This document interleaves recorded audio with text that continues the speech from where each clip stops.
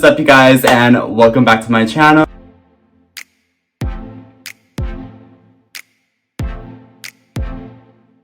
For those of you who are new here, hello, my name is Brendan. Thank you guys so much for clicking onto today's video. For this video, I wanted to do a cool video where I sit down and talk to you guys about my favorite TV shows. As you guys can tell, I am wearing my office sweater.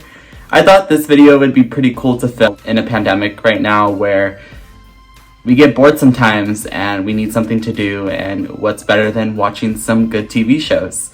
So for my first show, I actually used to never watch the show. I've always heard about it, but I never watched it. It's been out for forever, but it's Survivor. Survivor is a really good show if you like, one, competition, and two, you like drama, because there is a ton of it. Basically, the basis of the show is 20 castaways go to the middle of nowhere on an island, and they basically have to try to survive. They go through challenges, they go through tribal councils where they try to vote each other out, and basically you want to make it to the end of the game where you plead your final case to the jury to why you deserve the $1 million prize. And I've been binge watching the show. It's just so good. I think I just like drama and I like competition a lot in television, so this show definitely like fulfills those two needs for me, because I definitely love drama shows and I definitely love competition. So Survivor is a really good show if you like drama, but it's like over the top drama. So if you like over the top drama, then Survivor's your show. But you can find Survivor on Hulu. It has all the seasons, all 34 seasons, so definitely highly recommend it.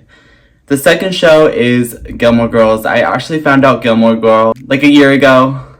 Gilmore Girls is a really good show if you like really personal, very like moral messages in a show. I think Gilmore Girls just always has a lot of good messages in the show. I love the relationship between Lorelai as a mom and Rory as a daughter.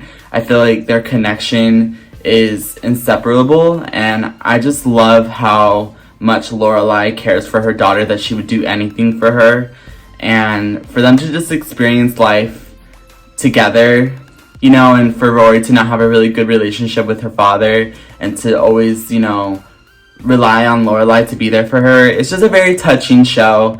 It has 7 seasons. You can find Gilmore Girls on Netflix. They actually did an additional season 10 years later of them kind of like coming back to the show, and it's just a really good show if you like moral, very personal, touched storylines. My third show, recently Jesse and I have been into cooking shows. I always liked cooking shows growing up. Always watched them together, like Food Network Star. So, growing up, my grandma and I used to watch like Food Network Star or Master Chef, so I always grew up watching food shows. So Jesse and I have been really into Worst Cooks in America and The Great Food Truck Race. It's just funny about Worst Cooks of America. The editing that the producers do, or the editors of the show, have made it so funny in their newer seasons. Like, it's just a hilarious show to watch. It's basically just what the title says. Worst Cooks of America go on to a competition where they try to learn new skills to become better chefs, and whoever wins at the end of the show gets $25,000. So it's just a really good show to watch. I like to watch it. Jesse and I have been watching it together. The Great Food Truck Race is basically where 7 to 10 competitors, it's different every season, but like 7 to 10 groups of people compete against each other in a food truck race where they go to different locations and they're trying to sell as much food, get the most sales at the end of the city that they're at, and whoever has the most sales is safe, and whoever has the least amount of sales gets eliminated at that city, and then they move on to the next city. And it's just a really good show. Once again, it's competition, just like Worst Cooks in America. Definitely right up my alley if you like competition, you like food shows. 100% recommend it to you guys. Next show is Grace and Frankie. Jesse and I love this show. It's just a really good show, great humor. The basis of the show is where Grace and Frankie, husbands, leave them for each other, and they come out as gay. And I think I personally like this show because proving the point that no matter how old you are, even if you're 70 years old and you're still in the closet, it's never too late to come out and to express who you are. I mean, them cheating on Grace and Frankie for years is wrong, but I like how they try to prove the message that no matter how old you are, it's never too late to come out, and I just love that message. So it's a really good show. Highly recommend it. You guys can find it on Netflix, and also too with the other shows that I talked about, you can find those on Discovery with Worst Cooks of America and Great Food Truck Race. The next show is The Office. The Office is just a classic. I think a lot of people like The Office for the sense of humor that it has and just the overall concept of the show. Basically, it's just like dumb comedy. It's everyone in an office, and Michael Scott, who's the main character, played by Steve Carell. It's just funny how a boss, he's basically a boss that you would never see in an office. It's just a really good show. Dumb comedy, good sense of humor. Highly recommend it if you like that kind of stuff, like if you like comedy. That leads into the sixth show, which is Parks and Rec. Parks and Rec was actually a show Jessica to me. I never watched it. I always heard of it, but I never watched it before, and it has kind of the same concept as The Office. And then the next show that I wanted to talk to you guys about is One Day at a Time, and you can find this show on Netflix.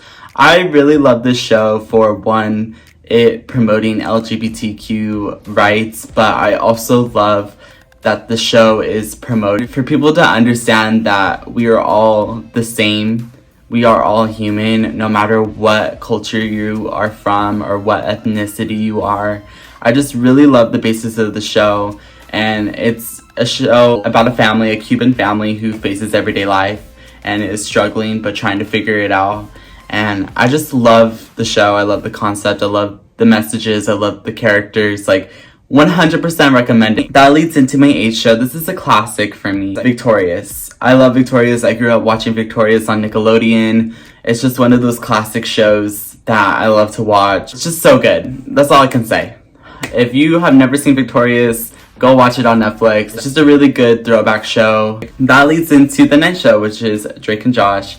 Drake and Josh is another one of those shows that I really loved as a kid. Aside from the lying, my mom used to not let me watch the show because of all of the lying that they did, but it's just another classic show that I like to watch as a kid. So if you guys have never seen Drake and Josh, 100% recommend it. That leads into my final show recommendation for you guys, which is Total Drama Island. Total Drama Island is like another show I watched as a kid, but it also is kind of the same like concept as Survivor, but just in cartoon form. I will insert a photo of the drawing that I did of Total Drama Island to show how dedicated that I am to loving this show. That is all of my 10 shows that I wanted to recommend to you guys. I know during this pandemic, life can get a little frustrating and can get a little boring, and I just wanted to show you guys some of the shows that I like to watch, and hopefully you guys like the shows that I like, or you are interested in watching any of the shows that I recommended. I hope you guys have a good one.